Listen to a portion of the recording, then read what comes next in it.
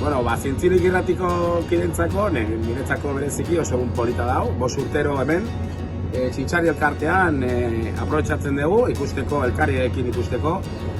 40 urte hauetan, pasatako jendea, egondako jendea, jende berria, eta, bueno, beti egiten dugu, 5 urtero ikpatu etzen bezala hemen bazkari hau. Lehen egin dugu bermuteo bat hemen bertan, eta gero barreskuratu dugu duela ezakitzen maia 5 urte, edo gehiago, ez gero egiten bertso saio bat, bertso poteo beto esan da. Eta, bueno, gaur lortu dugu hori antolatzea, 3 bertsolari etortzen zaizkigu, gaztiak ere bai, trikitilariak ere bai. Eta, bueno, gero urtean zehar, ari gea ospatzen ere bai. Aipatu behar duguna da, Zintzili irratiak urtemuga ospatzen dugunean, ez dugula hasten urte hasierakin. Hau da, hasten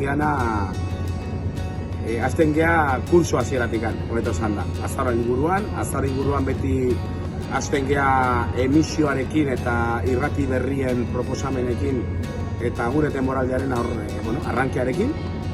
Eta, bueno, gaur da egun polita, ni oso pozinago. Eta gero, daukaguna hemendik aurrera, esposizio bat egingo dugu Xenperaretxean, maiatza apirila inguruan. Eta beste zeo zer daukagu buruan egiteko. Jugo gara abisatzen.